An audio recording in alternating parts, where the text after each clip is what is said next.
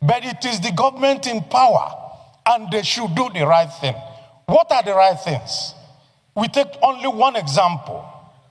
The governor of Kebbi said that somebody ordered troops out and people were kidnapped. Till today, nobody in Nigeria knows what happened, and no question has been asked. And we are sitting down here as a parliament, and we turn and we talk. Yet, somebody is responsible. If I'm the commander-in-chief, not once, not twice, special supplementary budget to support our armed forces arising from the request of President Bola Ahmed Tinubu. Those requests were not meant for the armed forces to buy ice cream. It wasn't meant for them to do tobola in military nightclubs. They are meant to strengthen the armed forces, to re-equip them, to give them access to acquire modern technology, and to train, and even now, directive to recruit. My name is Engineer Baribe, and I represent Abia South. The writer, George Orwell, made a very profound statement, which I will quote. He says that in times of universal deceit, telling the truth becomes a revolutionary act. We are being told every day to be patriotic. We are being told here that we shouldn't say anything against.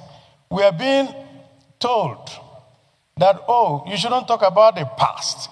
You should focus on the present. Yet, on this floor, rather than focus on what we're supposed to talk about, we go back to say, oh, during 2015, oh, the Chibok girls happened, and oh, we are now rescuing people. People were not rescued at that time. During Chibok, 17 local governments in Katsina were not having parleys with bandits. People in Kebbi were not leaving all the rural areas and coming to only the urban areas to stay.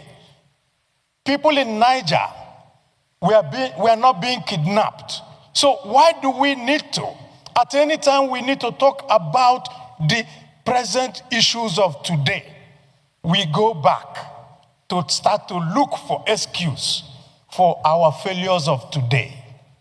I only want to say, let us do the right thing. We're not blaming this government for what they are finding itself, but it is the government in power, and they should do the right thing. What are the right things? We take only one example. The governor of Kebbi said that somebody ordered troops out and people were kidnapped.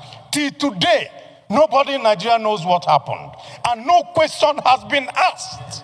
And we are sitting down here as a parliament, and we turn and we talk. Yet, somebody is responsible.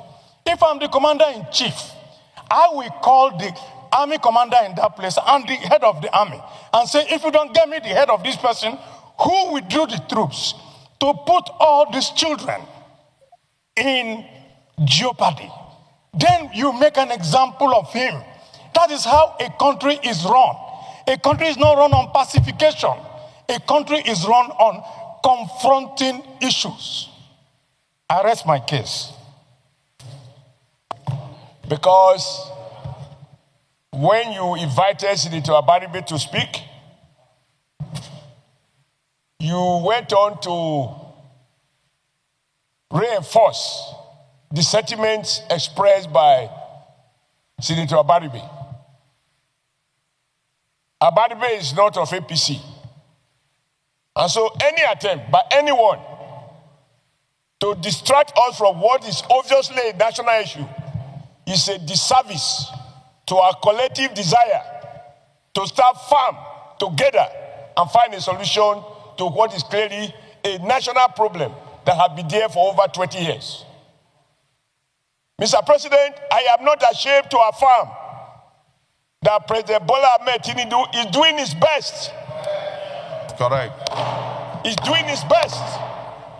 That we have not yet there doesn't mean that he has done anything knowingly, whether by negligence or lack of interest. Under your leadership, Mr. President, you have encouraged us to approve not once, not twice, special supplementary budget to support our armed forces arising from the request of President Bola Ahmed Tinubu. Those requests were not meant for the armed forces to buy ice cream. It wasn't meant for them to do tobola in military nightclubs. They are meant to strengthen the armed forces, to re-equip them, to give them access to acquire modern technology, and to train, and even now, directive to recruit more men and women into the armed forces. Therefore, there can be no question that President Tinubu is doing his best. In moments like this, the devil can come in and make us so confused that we might turn against ourselves and then, by default, allow the enemy to behave as if he's happy at an upper hand. However, what I think we should do, which under your leadership, even in your statement, you have already encouraged us to come up with such suggestion, is in the light of what we now know, what can we begin to do differently and contribute those ideas to support the executive initiative? One there, for example, is, and you amplified it, even in greater details than any one of us in this house, when you revisited the statement by the governor of Kebbi State. Nigerians are entitled to know, and it is no longer national secret. The commander of that area who ordered that those men be withdrawn, it is to be a national secret to be kept within military cycle. Nigeria should know the name, and the person should be brought to justice under the Terrorist Act. Number two, Mr. President. Is it the view of the Senate that the issue you just canvassed now, that should form part of our prayers? Yes. Those who support say aye. Aye. Those against say nay. The ayes have it. That is taken. Yeah. We will form part of our prayers. Mr. President, under your leadership, we have passed laws that impose death penalty on terrorism. This parliament is on record as having done that. Mr. President, I am troubled when, after all the efforts that security agencies and the prosecuting authorities have to invest to secure conviction, because unfortunately the state cannot behave like a mob. So you have to prosecute, follow due process. I am troubled by the conflicting judgment by various high court judges, where the law says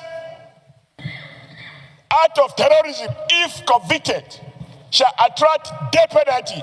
No judge has a right to pronounce less than that. It is only when you have implemented the law, interpret the law, not the sentiment of a judge, the will of the people as conveyed in a law, then the president can decide if there are reasons for him to do so, whether to commute or to reduce. How can an offense that carries death penalty, a judge reduce it to 20 years in prison? That is not acceptable. But he has violated the laws passed by the parliament. Number three, sir, and this will be the last. Has that happened in Nigeria already? It has. That somebody convicted of terrorism was sentenced to 20 years in prison. No. Pardon? No. What was it? Not saying no. Not saying no. Can I be allowed to land?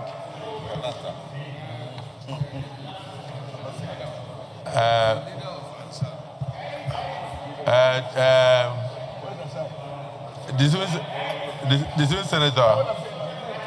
civil senator, Mr. President, that is the leader of Assad. They have a group. You have 30 a seconds. terrorist group called Assad. You have 30 seconds to land, but please be guided. Okay. Let's concentrate on the issue in discussion. I will be guided. Because we have to look at a holistic solution. Because these are sentiments that confuses our people. For example, somebody allegedly kills someone who came to attack him on his farm. And because he killed in self-defense, the man was sentenced to death. But there is no evidence that those who have come to attack farmers and kill farmers, there is no evidence that they have so convicted, sentenced to death. These are some of the issues we have to deal with so that nobody is given any excuse to misunderstand what is clearly a national challenge. I believe that President Tinubu inherited a situation that was already so complicated that no one of us, if we were to become president, can decree insecurity out of existence overnight. But we can begin to mobilize discernible action. We can begin to re-examine some of the discontent, but also call on the security chiefs. I am sure my colleagues here, you listen when the chief of defense have said there is what they call war economy. That is to say, there are officers who may well be making money from this crisis. And that is why the issue of accountability, even on the part of the armed forces, is now a requirement that our relevant committees should be able to work on and ensure that we do not have saboteurs in the army or those who don't want the crisis to end, such that, we keep appropriating money, people are getting richer, and more Nigerians are being wasted. But I conclude by saying, all of us must commend the president for what he has been doing. If you see his face on television, you know that the president is not sleeping. What we need is our collective wisdom to reinforce his own limited wisdom, because nobody has monopoly of wisdom, so that together we can find a holistic solution. This situation calls for national unity. It calls for collaboration. We must not talk as Christians or as Muslims. We must not talk as Northerners or Southerners, Easterners or Westerners. It's a national challenge, and we need a national solution. Thank you, Mr. President. Thank you. And I represent Bauchi, Central of Bauchi State. Mr. President, this is not an interesting time in this country. And Mr. President, for those who follow social media, particularly the Senate Forum, when Onanuga, the president's spokesman, wrote that the president has canceled his trip to South Africa and Angola, I was the very first person to forward that to our forum, to our platform, and went ahead to say, this is the right thing and the proper thing, and therefore is commendable. I'm not an APC man. Mr. President, at times like this, moments like this, when you honestly see very clear design by some foreign powers to take over the affairs of this country, if you're a Nigerian, and a decent Nigerian, and a patriotic Nigerian, and you think that does not matter, I think you need to question your patriotism. You need to question your citizenship. Mr. President, at this point in time, what we require is a collective concern. This is not a military regime. This is a democratic regime, where in the military you say the box stop on the table of the president. This is democracy. The box stop not only on the office, on the desk of the president, the box also stopped on the table of the Senate president at the head of legislature. Now, following from what Sani Musa said, you see parliamentarians, the apex lawmaking body in Nigeria is the Senate. And Mr. President, you see us asking ourselves, looking for possible answers. Mr. President, the standing committees were not created for ceremonies. The standing committees were created to answer some of the questions arising from what senators are asking. Mr. President, we cannot sit here and security questions were raised as to what happened in Kebbi. Why did it happen? Who are we asking? Don't you have Army Committee? Who are we asking? Don't you have Navy Committee? Who are we asking? Don't you have Defense Committee? Who are we asking? Don't you have Security Committee? Mr. President, it is abnormal. And for me to sit here and begin to see my colleagues raising questions that we are the ones to provide answers for. Mr. President, just one president, elected there and the vice president. We are all elected. We are all accountable to the people. Just like Mr. President is elected, we are also elected. And we are also accountable to our constituents. But Mr. President, we need to rejig how we do things. We need to tell ourselves the home truth. Mr. President, it's just like a mirror. You put a mirror in your front, you see yourself, breaking the mirror will not change that image. No matter how you do, what you see is what you get. What you are is what you get. Mr. President, we need to be proactive, and we need to come with a very clear perspective how to deal with these issues. Mr. President, you and me discussed yesterday that the widow of late Uba said nobody talked to her after her husband was gunned down. Nobody has communicated to her. Who are we going to ask to ask? Are we going to tell the president to call commander-in-chief to ask? Or are we not having committee of the army here that will call the people? Look at this interview by Mrs. Uba, Musa Uba. What did you do and what did you not do? We learned from Governor of Kebbi State that officers were withdrawn. And we lament. Are we not having standing committees that are supposed to call these people? What did you do? And we keep passing the ball from Maradona to Pele. It is not going to work for us.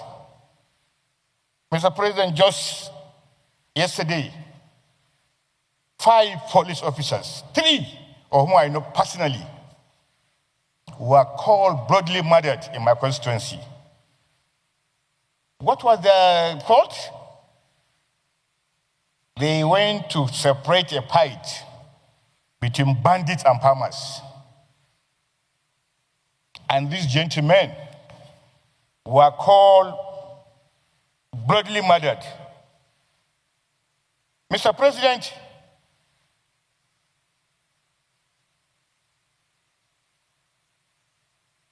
by your leave, I will have the honor to call the names of these officers. They were so brutally killed, not in the night. Not in the night. Broad day. They were summarily murdered because they were not carrying Spiro weapons. Only one of them was carrying AK-17. The other was carrying a Vision. AK-47. AK-47. Only one of them, the DSP. And the names of these officers, I will call their names. This is the reality of Nigeria. DSP Ahmed Mohammed, killed. Assistant Superintendent Mustafa Mohammed, killed. Inspector Amahil Yunusa, killed. Inspector Idris Ahmad, killed. Corporal Isa Muazu, killed. In my constituency, local government Darazo. Mr. President, You can imagine the agony that these families are undergoing. Mr. President, in the time past, we're having some of the best military formations, military officers. We're having some of the best police officers and police formation all across the globe. In fact, at a particular time, Major General Agwe got an outstanding honor as one of the best serving generals in Africa. And today, Mr. President, did you ask yourself whether the Agwais and the Dambados of those years and the Njumas, several of them that are still alive, whether anybody has called these officers to say, please, gentlemen, where did we miss it? Why were we the very best military country in Africa? Why were we the best police country in Africa? And why are we here? So it is a collective endeavor, Mr. President, and as long as we continue to see kidnapping as just a crime, we're not going anywhere, because kidnapping has so much been commercialized. People are leaving their jobs in cities and villages, and kidnapping now is one of the best paying jobs in Nigeria, all across. In fact, kidnapping now pays more than oil. Kidnapping pays more than sitting as a senator or sitting in the villa. And therefore, as lawmakers, what do we need to do?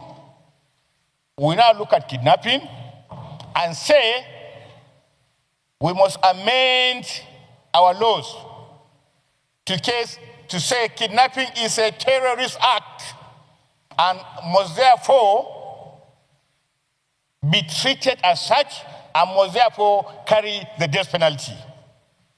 And that is some of the ways we have to go. Mr. President, the entire security architecture of our country we need just to sit down. It is not about talking in plenary here. It is not talking about one committee or the other. We must be able to find out. It's not about just national security. Every committee that needs to answer his name must answer his name here in plenary or in executive session.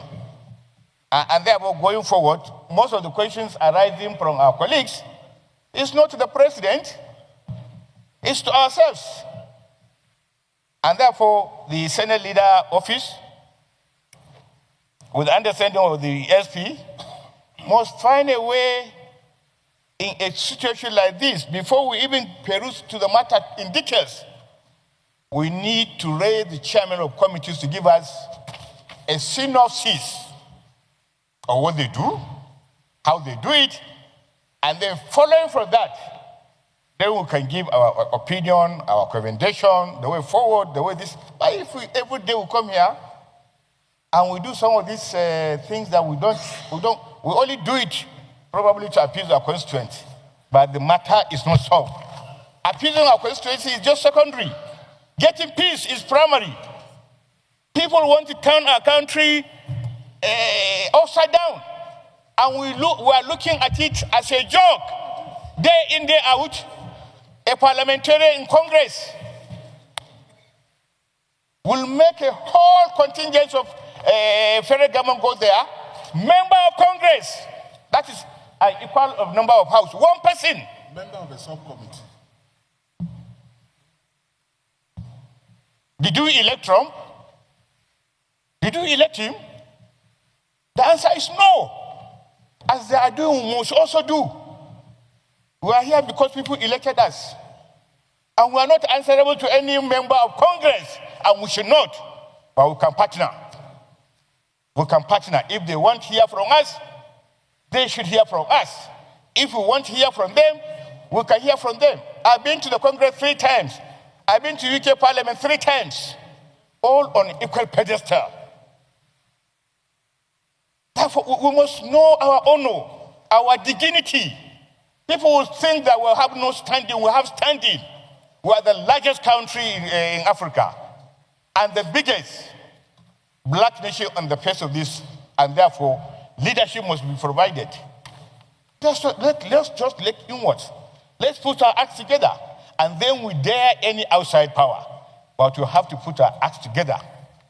Where the leadership comes begging, we must make it right. Where they need to be commended, we must commend them.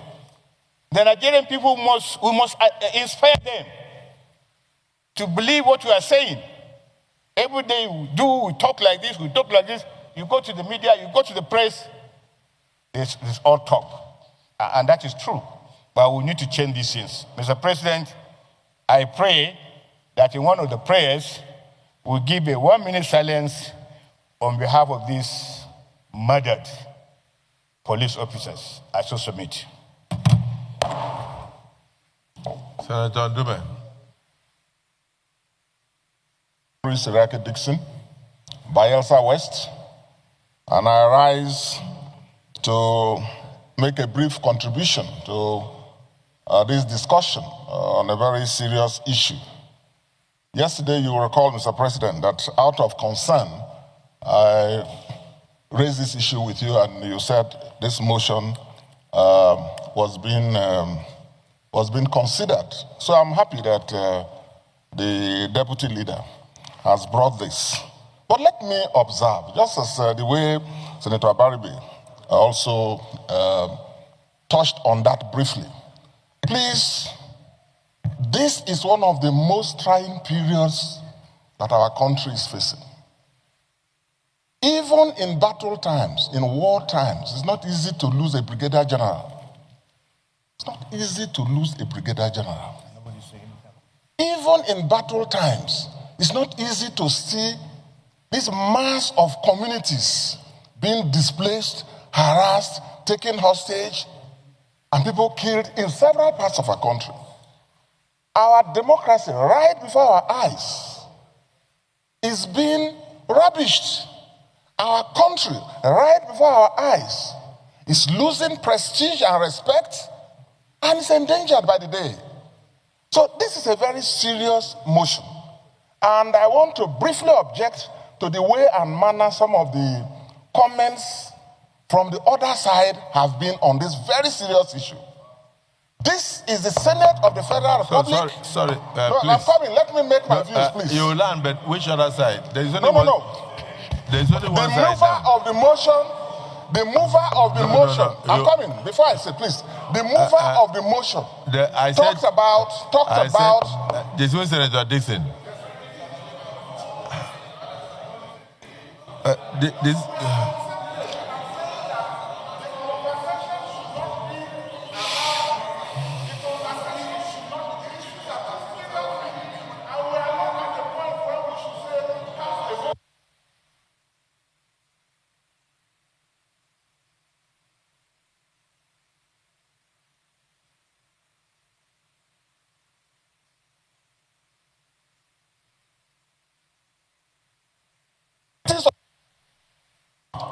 But when we are here, please, let's not talk.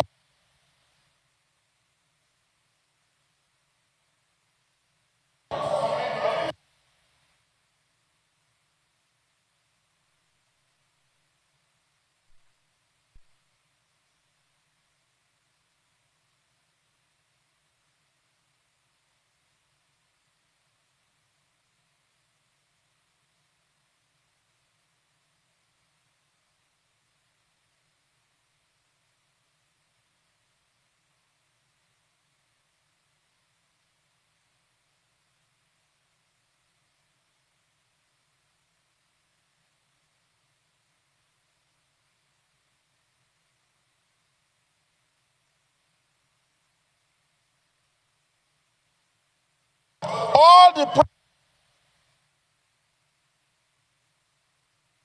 prayers that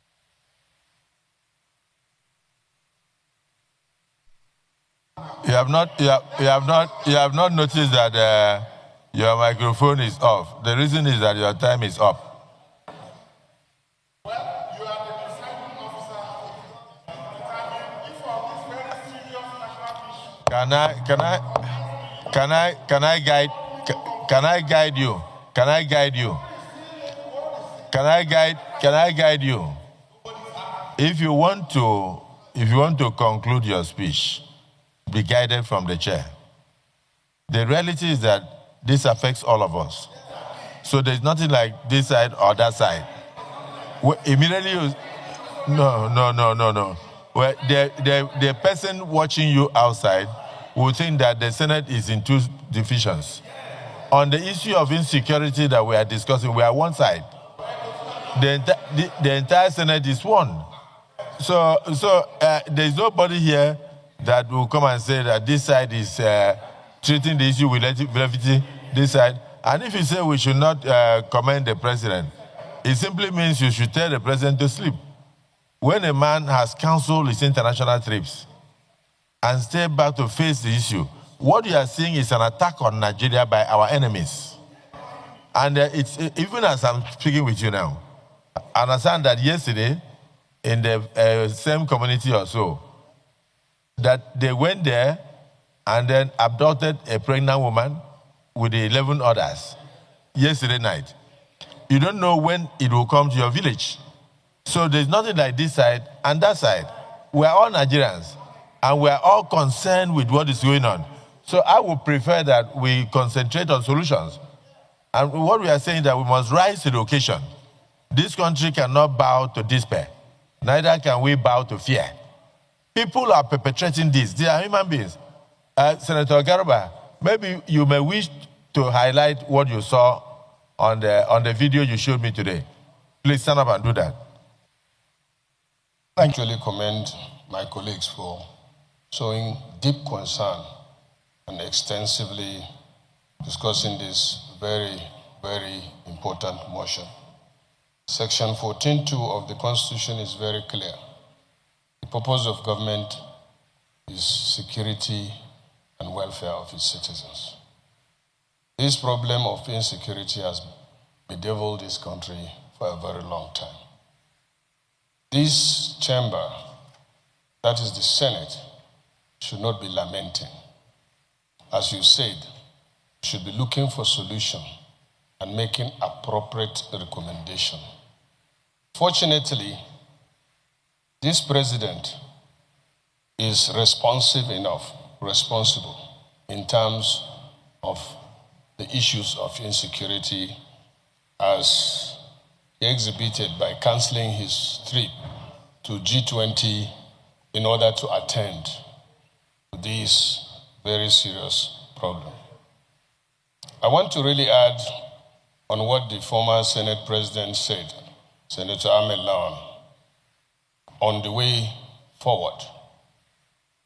I have been the chairman of Committee on Army in the 9th Senate.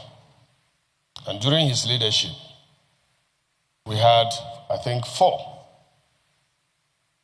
summits on this issue of security. Unfortunately, it didn't solve the problem that time. Recommendations were made and efforts were also made. Distinguished colleagues, let us use this opportunity to give the president or the leadership the necessary support in order to address this very serious problem of insecurity that is expanding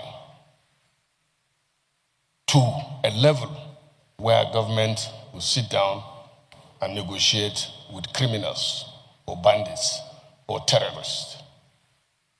The Nigerian Armed Forces and other security agencies are putting in their best.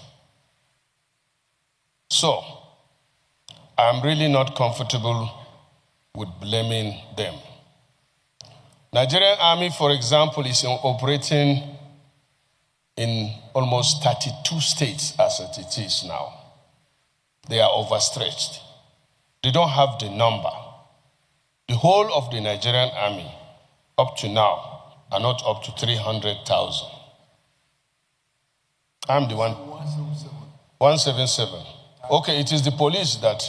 So the Nigerian army is less than 200,000. Nigerian police, less than 400,000. In fact, our security agencies all put together, including civil defense, DSS, whatever we have, it's not up to 1 million. In Egypt, the total population of Egypt is about 100 million. They have 1 million police. They have 500 active armed forces. 500,000. And they have 800,000 reserve. That is Egypt with 100 million. Okay. And distinguished colleagues, in every family in Egypt, if you have an adult that is up to 18 years or above, one of them must be in one of the security services. That is part of their rule. So, the solution is what I have been talking since I was the chairman of army. There are 4 things that need to be done urgently on a short-term, medium-term, and long-term basis. Number 1 is training.